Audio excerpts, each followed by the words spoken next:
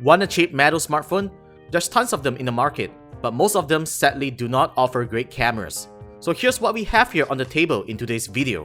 The Flash Plus 2, a metal smartphone that costs less than 800 ringgit with a decent camera, and the Oppo F1s, a phone that has been marketed for selfies if you are cash-strapped for a selfie camera. This is Warren for KLGadgetTV, and this is the Flash Plus 2 versus the Oppo F1s. Now most of you will be wondering, why the comparison between these two phones?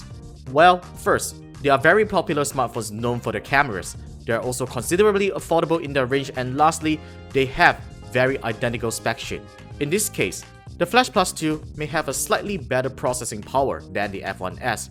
It has, however, the same amount of RAM and storage, the same display panel, size, and resolution.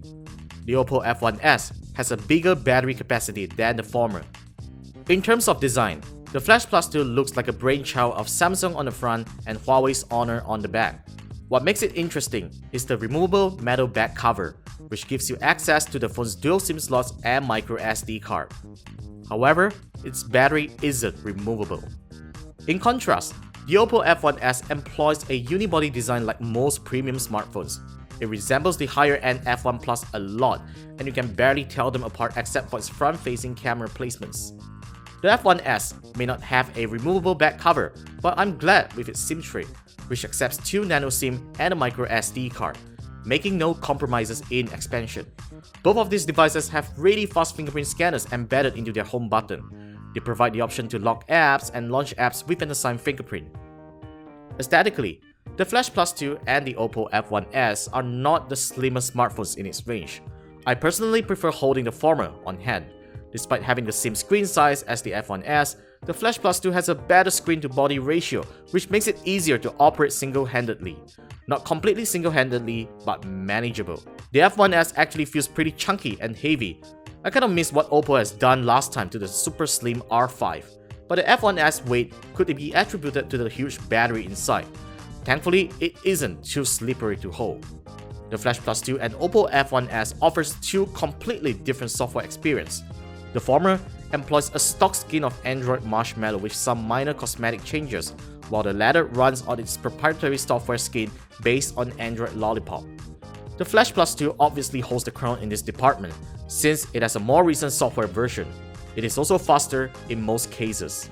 However, the F1s isn't faring too bad as well, as I haven't encountered any choppy moments during my review. ColorOS 3.1 is really well optimized for the phone's hardware, which impresses me a lot. There may be a couple of software hiccups from time to time, but that's kind of typical for most MediaTek-powered smartphones. If you are particular about software updates on your phone, the Oppo F1s should be crossed off your shopping list. Here's where the comparison starts to get interesting. Both the Flash Plus 2 and Oppo F1s main camera takes 30 megapixel stills. They come extremely close in terms of image quality. While I have to admit that the Flash Plus 2 does better in terms of focusing if you have shaky fingers. It also has lesser noise levels than the F1s. However, when it comes to the selfie shooter, this is where Oppo takes the crown. Its beautify feature and filters work so well that I look better in pictures than in real life. Even though it doesn't have an LED flash like the Flash Plus 2, pictures taken with the screen flash is surprisingly impressive. In terms of battery life, the Flash Plus 2 can be a little disappointing in this department. I usually have to juice up the phone in the middle of a working day, but thankfully, it has fast charge to get me back on business. The F1s, on the other hand, gets me through the day if used carefully. However, getting the phone's battery back to 100% trains my patience, as it will take around 3 hours to charge the phone's dead battery. Overall, the Flash Plus 2 and Oppo F1s are very decent mid-range smartphones. They are priced at 729 ringgit and 1198 ringgit respectively. While these two smartphones have its selling points, the Flash Plus 2 is still the better candidate in this round of comparison. While it doesn't take better selfies, it offers a better hardware package and software experience. The Oppo F1s should deserve a more updated Android software and priced lower than usual. If you really want some filters to make your selfies look better, there are tons of apps in the Google Play Store that helps you achieve that purpose. Hey guys, thanks for watching this video, and I hope that this comparison has helped you in choosing between the Oppo F1s and the Flash Plus 2. So stay tuned for more videos coming up on KLGadgetTV. Subscribe to us, Follow us on social media, otherwise you can follow me on Twitter and Instagram at TheWarrenLee. Once again, I'm Warren for KLGadgetTV, and I shall see you soon in our next video.